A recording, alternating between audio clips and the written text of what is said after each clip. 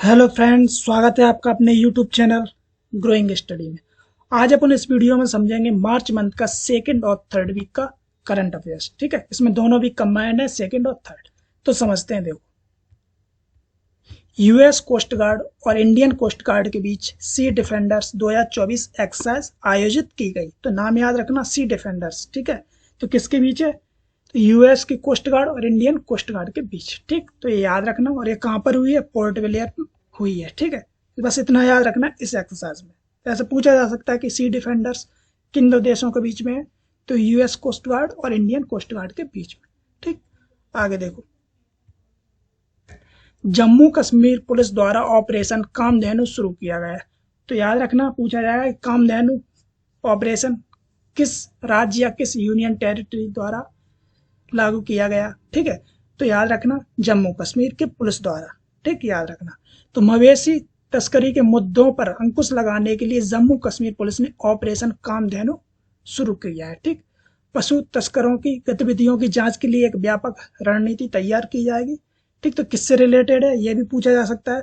तो मवेशी जो है, ठीक, उनकी तस्करी जो होती है उस पर रोक लगाने के लिए ये लाया गया है। तो याद रखना। ठीक है, इसका मुख्य उद्देश्य न केवल तस्करी गतिविधियों से निपटना है, बल्कि इन अवैध कार्यों के पीछे के मास्टरमाइंड को भी पकड़ना है। तो ये सब चीजें इसमें ऑपरेशन में है, याद रखना। इसके अतिरिक्त जांच प्रक्रिया के हिस्से के रूप में आरोपियों की संपत्ति का आकलन किया जाएगा। ठीक, इस ऑपरेशन के तहत तस्करी में शामिल वाहनों के इंजन और चेसिस नंबर, मोबाइल नंबर और आधार कार्ड विवरण का दस्तावेजीकरण किया जाएगा। ठीक, तो मेनली अपन को इसमें याद क्या रखना है कि कामधेनु ऑपरेशन कहाँ का है? तो जम्मू कश्मीर की पुलिस के द्वारा लॉन्च किया गया है, याद रखना। ठीक है, और किससे रिलेटेड है? मवेशी तस्करी से। आगे देखो, स्वीडन आधिकारिक तौर पर नाटो का 32वां सदस्य बन गया है। तो याद रखना, क्वेश्चन ऐसे बनेगा कि हाल ही में नाटो का कौन सा देश सदस्य बना है, या फिर 32वां सदस्य कौन सा बना है? तो स्वीडन, याद रखना। ठीक है, तो नाटो महासचिव जेंस स्टोल्टेनबर्ग, ठीक, इस बात का प्रकाश डाला है कि स्वीडन को अब अनुच्छेद 5 के तहत सुरक्षा प्राप्त की जाएगी। जो नाटो का आर्टिकल 5 है उसके तहत उनको सुरक्षा प्रदान की जाएगी। ठीक है, नाटो की संधि के आर्टिकल 5 के तहत सभी सदस्य उस सहयोगी सहायता के लिए आने के लिए बाध्य हैं जिसका क्षेत्र या सुरक्षा खतरे में है। ठीक, तो ये आपस में 32 देशों का एक सदस्य है। ठीक है, तो इनका क्या होता है, आपस में एक दूसरे की रक्षा करते हैं। अगर उस पर कोई हमला करता है, उस पर कुछ होता है, तो जो इसका सदस्य होगा नाटो का, वो उसकी हेल्प करेगा। तो ये सब चीजें हैं। और नाटो कभी करंट में हाल ही में चल रहा है काफी, जो रूस और यूक्रेन का वॉर, उसमें से एक कारण नाटो का भी है। ठीक है, क्योंकि अमेरिका नाटो को, वो उसको यूक्रेन को नाटो में शामिल करना चाह रहा है। ठीक है, तो ये सब चीजें हैं, तो इसलिए याद रखना है इसे। ठीक, नाटो का इसका फुल फॉर्म होता है नॉर्थ अटलांटिक ट्रीटी ऑर्गेनाइजेशन, उत्तर अटलांटिक संधि संगठन। ठीक है, याद रखना इसका फुल फॉर्म भी। ये 32 उत्तरी अमेरिकी और यूरोपीय देशों का एक अंतर सरकारी राजनीतिक और सैन्य गठबंधन है। ठीक है, इसकी इसका जब गठन हुआ था, कब हुआ था? याद रखना, ये 1949 में। ठीक है, इसका मुख्यालय, ये इंपॉर्टेंट है, कई बार एग्जाम में पूछा भी गया है, तो ब्रुसेल्स बेल्जियम में है। ठीक है, याद रखना ये। आगे देखो, क्रिस्टीना पिस्जकोवा को मुंबई में मिस वर्ल्ड 2024 का ताज पहनाया गया। तो मिस वर्ल्ड 2024 कौन रही? तो क्रिस्टीना पिस्जकोवा। ठीक, नाम याद रखना ये, 2024 के मिस वर्ल्ड। और ये कहाँ पर आयोजित हुआ है? इंडिया में आयोजित हुआ है मिस वर्ल्ड का। तो ये इंपोर्टेंट हो जाता है इसीलिए। ठीक है, ये लगभग 28 साल बाद 1996 में हुआ था इंडिया में मिस वर्ल्ड। तो अब जाके 2024 में फिर से हुआ है, तो इम्पोर्टेंट है, याद रखना। ठीक है, और ये कहाँ की है? ये चेक गणराज्य से है। ठीक है, मुंबई में इन्हें 71वें मिस वर्ल्ड का ताज पहनाया गया। ठीक, 71वें नंबर का मिस वर्ल्ड है ये, और कहाँ पे हुआ है? मुंबई में, यानी कि इंडिया में हुआ है। ठीक, याद रखना। जो मिस वर्ल्ड 2022 थी, वो थी कैरोलिना विलावास्का, उन्होंने इनको ताज पहनाया मिस वर्ल्ड का। ठीक है, 2024 का, याद रखना।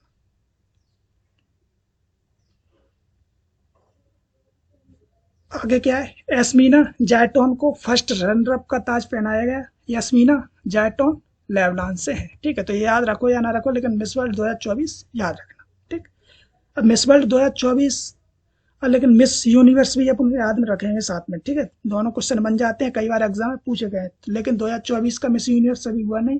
ठीक है, यह भी 2023 का ही है, ठीक, लेकिन 2024 में हुआ है, ठीक है। तो मिस यूनिवर्स 2023 कौन विजेता था, याद रखना, सैनिस पलासियोस, ये निकारागुआ की है, ठीक है। तो मिस यूनिवर्स 2023 कौन, सैनिस पलासियोस, और मिस वर्ल्ड कौन है, क्रिस्टीना पिस्कोवा, ठीक है। दोनों नाम याद रखना, इंपॉर्टेंट। 10 मार्च को 96वां ऑस्कर अवार्ड समारोह अमेरिका के कैलिफोर्निया के लॉस एंजल्स में आयोजित किया गया, ठीक है। तो 96वां ऑस्कर अवार्ड मिल चुके हैं, इसको याद रखना, यहाँ से क्वेश्चन कई बार एग्जाम में पूछे गए, ठीक है। ऑस्कर समारोह के दौरान academy of motion picture arts and sciences ने भारतीय कला निर्देशक और प्रोडक्शन डिजाइनर नितिन चंद्रकांत देसाई को श्रद्धांजलि दी है, ठीक है। ये भारत के कला निर्देशक और प्रोडक्शन डिजाइनर थे नितिन चंद्रकांत देसाई, ठीक, नाम याद रखना, क्वेश्चन पूछा जा सकता है। इनका निधन हो गया था 2 अगस्त 2023 को, ठीक है, इसलिए थोड़े इंपॉर्टेंट है, व्यक्ति इंडिया से रिलेटेड है, इसे याद रखना, ठीक है। तो कौन सी मूवी को मिला है, कौन से डायरेक्टर को मिला है, कौन से एक्टर को मिला है, तो वो अपन समय लेते हैं, वहां से सीधे सीधे क्वेश्चन बनते हैं। तो देखो, तो जो सर्वश्रेष्ठ फिल्म रही है, बेस्ट फिल्म रही है, वो है ओपेनहाइमर, याद रखना, ओपेनहाइमर सर्वश्रेष्ठ फिल्म रही है, ठीक है। और जो डायरेक्टर है, सर्वश्रेष्ठ डायरेक्टर, वो है क्रिस्टोफर नोलन, ठीक, क्रिस्टोफर नोलन ये डायरेक्टर है। कौन सी मूवी डायरेक्ट की, यही ओपेनहाइमर, ठीक है। तो याद रखना, मूवी का नाम भी याद रखना, डायरेक्टर का नाम भी याद रखना। और सर्वश्रेष्ठ अभिनेता, बेस्ट अभिनेता कौन है, ठीक है, एक्टर कौन है, तो सिलियन मर्फी, मूवी यही है ओपेनहाइमर, ठीक है, याद रखना। और एक्ट्रेस कौन है, सर्वश्रेष्ठ अभिनेत्री एमा स्टोन, इनकी मूवी का नाम है पुअर थिंग्स, पुअर थिंग्स के लिए इन्हें बेस्ट एक्ट्रेस का अवार्ड मिला है, याद रखना, ठीक। और सबसे सहायक अभिनेता रॉबर्ट डाउनी जूनियर, ओपेनहाइमर के लिए इन्हें बेस्ट सर्वश्रेष्ठ सहायक अभिनेता का अवार्ड मिला है, ठीक है। और भी अवार्ड मिले, लेकिन अपन को इतनी लिस्ट याद नहीं रखनी है, मेनली अपन को ये 4 याद रखना है, ठीक, सर्वश्रेष्ठ फिल्म, सर्वश्रेष्ठ निर्देशक, सर्वश्रेष्ठ अभिनेता और सर्वश्रेष्ठ अभिनेत्री, ठीक है। यहां से क्वेश्चन बन जाएंगे, तो याद रखना। आगे देखते हैं। केंद्र सरकार ने नागरिकता संशोधन कानून यानी कि जो सीए था लागू कर दिया है, ठीक है। तो काफी चर्चा में रहा था 2019 में, 2020 में, इसलिए ये लागू हो चुका है, ठीक है। यह 3 देशों में धार्मिक आधार पर प्रताड़ित 6 समुदायों के अल्पसंख्यकों को भारतीय नागरिकता के लिए पात्र बनाता है, ठीक है। तो मेनली इसमें क्या पूछा जा सकता है कि कौन से वो 3 देश हैं, कौन से वो 6 समुदाय है, ठीक है। तो 6 समुदाय, हिंदू, सिख, बौद्ध, जैन, पारसी और ईसाई, ये 6 समुदाय हैं। देश कौन से हैं वो भी, क्योंकि एग्जाम में कुछ ऑप्शन में ऐसे रखते हैं, इनमें से कौन सा देश सीए में नहीं है, अफगानिस्तान, बांग्लादेश, पाकिस्तान, भूटान या फिर नेपाल, कुछ भी रख सकते हैं, ठीक है। तो 3 देश याद, वो 6 समुदाय भी याद रखना है। तो 3 देश कौन से, अफगानिस्तान, बांग्लादेश और पाकिस्तान, इनके जो 6 समुदाय है वहां से जो आएंगे उनको नागरिकता प्रदान की जाएगी इंडिया में, ठीक है, याद रखना। सीए 31 दिसंबर 2014 तक भारत की आए 3 देशों के प्रताड़ित गैर मुस्लिम प्रवासियों के लिए भारतीय राष्ट्रीयता प्रदान करेगा, किसे, गैर मुस्लिम प्रवासियों को, ठीक है, याद रखना। और कब तक, जो 31 दिसंबर 2014 तक आए हैं, ठीक है, उनको ये याद रखना, ये भी डेट पूछी जा सकती है एग्जाम में, ठीक। राष्ट्रपति ने 12 दिसंबर 2019 को नागरिकता संशोधन कानून को मंजूरी दे दी थी, तो ये भी डेट याद रखना, ठीक है, करंट में काफी चर्चा में, तो ये भी पूछा जा सकता है, ठीक। तो ये सब चीजें याद रखना। 6 समुदाय हैं, हिंदू, सिख, बौद्ध, जैन, पारसी और ईसाई, 3 देश, अफगानिस्तान, बांग्लादेश और पाकिस्तान, ठीक है, ठीक। और ये सब चीजें, रजिस्ट्रेशन वगैरह क्या कैसा होगा, ये सब चीजें अपन को इतना याद नहीं रखना, ठीक है। जो नागरिकता अधिनियम 1955 है उसके द्वारा इन्हें नागरिकता प्रदान की जाएगी, ठीक, ये सब चीजें। आगे देखो, 11 मार्च को डीआरडीओ द्वारा मिशन दिव्यास्त्र का सफलतापूर्वक संचालन किया गया, ठीक। तो सीधा सीधा क्वेश्चन बन सकता है कि मिशन दिव्यास्त्र किससे रिलेटेड है, ठीक, किस संस्था से रिलेटेड है, तो डीआरडीओ, पहले तो ये याद रखना, ठीक। तो आगे देखो, multiple independently targetable re entry vehicle, ठीक है, प्रौद्योगिकी से लैस स्वदेशी रूप से विकसित अग्नि 5 का मिसाइल का पहला सफल उड़ान परीक्षण डीआरडीओ द्वारा आयोजित किया गया है, ठीक है। तो अग्नि 5 मिसाइल का परीक्षण है वो सफलतापूर्वक किया गया। लेकिन ऐसा नहीं है कि पहली बार हुआ, तो अग्नि 5 का कई हो चुके, 2012 या 13 से चल रहा है इसका परीक्षण। तो क्या थोड़ा अपडेट होता रहता है, तो उसमें क्या होता है, तो परीक्षण किए जाते हैं नए अपडेट के कारण। ठीक, वो सब चीज़ें। तो अग्नि 5 मिसाल याद रखना। तो ये भी पूछा जा सकता है मिशन दिव्यास्त्र किस मिसाल से रिलेटेड है, अग्नि 1, अग्नि 2, अग्नि 3, अग्नि 4, अग्नि 5। ठीक, तो ये याद रखना। ठीक है, मिशन दिव्यास्त्र। और ये कहाँ से लॉन्च किया गया, तो उड़ीसा का डॉक्टर एपीजे अब्दुल कलाम द्वीप। ठीक है, इससे पहले व्हीलर द्वीप के नाम से जाना जाता था, तो अब उसका नाम क्या है, डॉक्टर एपीजे अब्दुल कलाम द्वीप से इसे लॉन्च किया गया। ठीक है, याद रखना। मिशन दिव्यास्त्र की लॉन्च के बाद भारत उन चुनिंदा देशों में समूह में शामिल हो गया जिनके पास MIRV है। ठीक है, यानी कि multiple independently targetable re entry vehicle. ठीक है, अग्नि 5 परमाणु हथियार ले जा सकती है और 5000 किलोमीटर से अधिक दूर तक लक्ष्य को भेद सकती है। इसमें 3 चरणों वाले ठोस ईंधन वाले इंजन का उपयोग किया गया है। दिसंबर 2022 में DRDO द्वारा अग्नि 5 की रात्रि क्षमताओं का भी परीक्षण किया गया। तो मैंने कहा है परीक्षण होते रहते हैं नए अपडेट के साथ। ठीक है, लेकिन अपन को 2-3 चीजें याद रखनी है कि मिशन दिव्यास्त्र किस अग्नि सीरीज से रिलेटेड है, तो अग्नि 5 से। ठीक है, DRDO द्वारा। ठीक, तो ये चीजें याद रखना। आगे देखो, आगे वैश्विक मानव विकास सूचकांक। ठीक है, human development index, world human development index को भारत में 134वां स्थान मिला है, याद रखना। ठीक,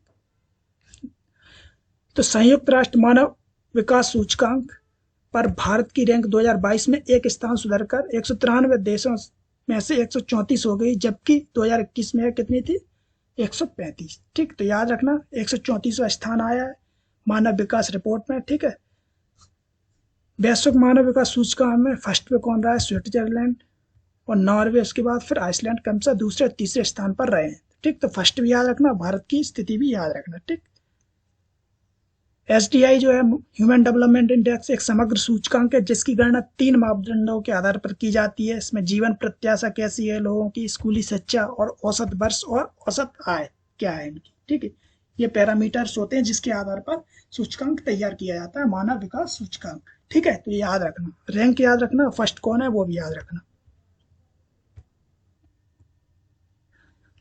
लैंगिक असमानता सूचकांक में भारत की रैंक में 14 स्थानों की उल्लेखनीय वृद्धि हुई, यानी कि लैंगिक असमानता सूचकांक, जेंडर इनइक्वालिटी इंडेक्स। ठीक है, तो इसको अपन समझते हैं इसमें कितना स्थान आया है।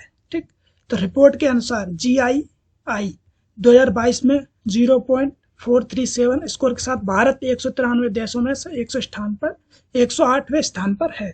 तो कौन से स्थान पर है, याद रखना, 108वें स्थान पर है। ठीक है, यह इंडेक्स 2021 की तुलना में 14 रैंक की वृद्धि हुई इसमें। ठीक है, GII 2021 में भारत ने 0.490 स्कोर के साथ 191 देशों में 122वें स्थान पर था। ठीक है, तो पिछले साल यानी कि 2021 का जब आया था तो भारत का स्थान 122वां था। अभी जो आया है, ठीक है, 2022 का इंडेक्स, उसमें क्या है, 108वें स्थान पर। तो ये याद रखना अपन को। ठीक है, 108वें स्थान पर है फिलहाल। ठीक, तो याद रखना। पिछले 10 वर्षों में GII में भारत की रैंक में लगातार सुधार हुआ है। 2014 में भारत की रैंक 127वीं थी। ठीक, तो ये अपन कितना याद नहीं रखना। ठीक है, हालांकि भारत की श्रम शक्ति भागीदारी दर में सबसे बड़ा लिंग अंतर है। इसमें महिलाओं 28.3 और पुरुष 76.1 के बीच 47.8 का अंतर देखा गया है। तो ये चीज अपन को याद नहीं रखना है। ठीक है, ये डेटा को।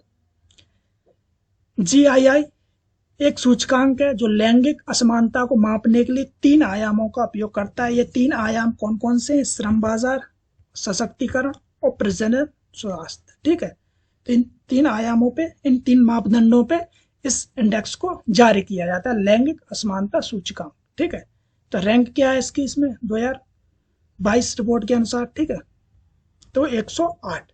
ठीक है, याद रखना।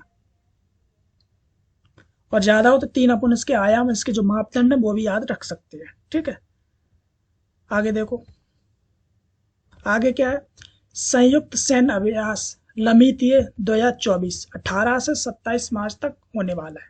ठीक, तो याद क्या रखना है उसको, लमितीय एक्सरसाइज किन 2 देशों के बीच में है, तो भारत और सेशल्स। सेशल्स एक द्वीप है हिंद महासागर में। ठीक है, तो याद रखना। तो भारतीय सेना की एक टुकड़ी सेशल्स रक्षा बलों के साथ संयुक्त सैन्य अभ्यास लमितीय के 10वें संस्करण में भाग ले रही है। ठीक है, तो किन दो देशों के बीच में मैंने बता दिया था, एक भारत और सेशल्स द्वीप के बीच में ये एक्सरसाइज है, नाम है लमितीय। ठीक है, लमितीय का शब्द क्या हो, सब अर्थ क्या होता है क्रियोल भाषा में।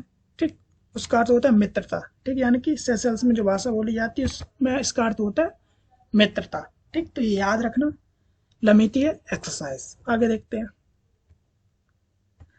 रॉयल चैलेंजर्स बेंगलोर ने अपना पहला महिला प्रीमियम खिताब जीता। ठीक है, WPL वुमेन प्रीमियर लीग।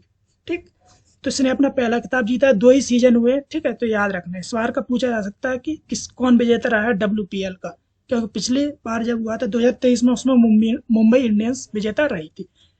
ठीक, तो 17 मार्च को रॉयल चैलेंजर्स बेंगलुरु ने नई दिल्ली के अरुण जेटली स्टेडियम में दिल्ली कैपिटल को 8 विकेट से हराया। तो ये भी पूछा जा सकता है फाइनल में कौन थी या रन अप कौन रही है, तो वो है दिल्ली कैपिटल्स। ठीक है, तो याद रखना सोफी मोलिनेक्स को फाइनल में प्लेयर ऑफ द मैच घोषित किया गया है। ठीक है, ये पूछा जा सकता है ऑरेंज कैप और पर्पल कैप, ये याद रखना। तो ऑरेंज कैप किसे मिली है, एलिस पेरी को जो आरसीबी की है, और पर्पल कैप भी श्रियंका पाटिल जो आरसीबी की है। तो ये दोनों नाम याद रखना, ये पूछे जा सकते हैं एग्जाम में। ठीक है, 2023 में मुंबई इंडियंस, मैंने बताया मुंबई इंडियंस ने जीता था जो पहला सीजन था। ठीक है, 2023 में, तो वो भी एग्जाम में पूछा जा सकता है क्योंकि पहला सीजन था। तो उसमें विजेता जो था मुंबई इंडियंस थी, और जो उपविजेता थी वो दिल्ली कैपिटल्स थी, जो कि इस 2024 में भी उपविजेता रही है दिल्ली कैपिटल्स, याद रखना। ठीक है, आगे देखो। विश्व खुशहाली रिपोर्ट। ठीक है, हैप्पीनेस इंडेक्स,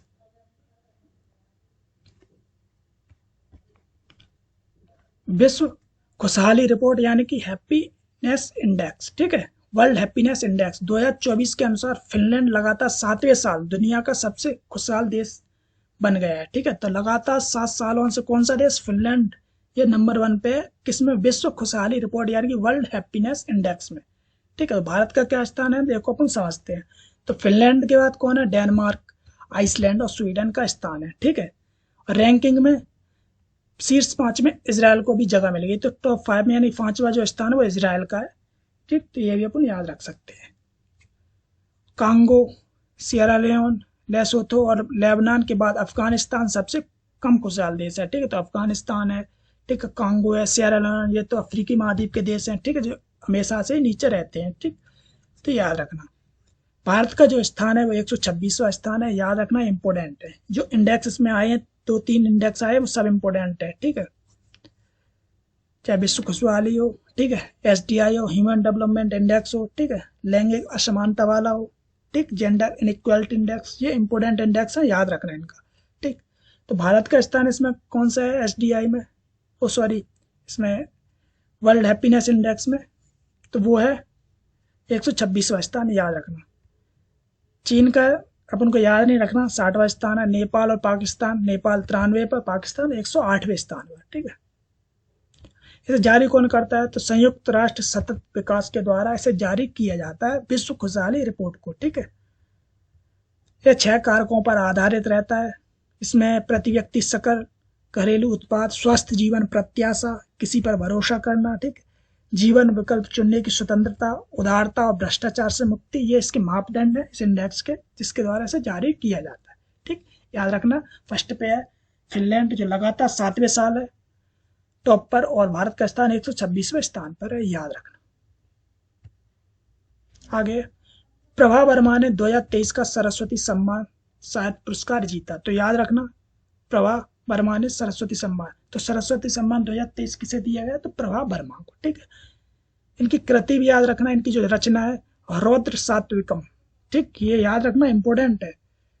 ठीक है, इसके लिए इनको क्या मिला है, सरस्वती सम्मान मिला है। ठीक, इसकी शुरुआत कब से हुई थी सरस्वती सम्मान की, तो 1991 में हुई थी। ठीक है, ये किसके द्वारा दिया जाता है, के बिरला फाउंडेशन द्वारा प्रायोजित किया जाता है। ठीक है, सबसे पहला जो सरस्वती सम्मान मिला था वो हरिवंश राय बच्चन ने जीता था। ठीक, तो इससे कुछ रिलेटेड है, याद रखना। तो 2023 का किसने जीता, प्रभा वर्मा ने। ठीक है, 2022 का था शिव शंकरी को मिला था। ठीक, सूर्यवंशम के लिए सरस्वती सम्मान। ठीक, तो उसे भी अपन याद रख सकते हैं, लेकिन अब लेटेस्ट जो 2023 का उसे याद रखना। इनकी कृति भी याद रखना, रौद्र सात्विकम प्रभा वर्मा। ठीक, तो इस वीडियो में अपन मार्च के 2nd और 3rd वीक को कंप्लीट कर चुके हैं। ठीक, अब अपन मार्च का 4th वीक लाएंगे। इसमें क्या फिर पूरा अपना मार्च का करंट अफेयर्स कंप्लीट हो जाएगा। तो मिलते हैं अगले वीडियो में। जय हिंद।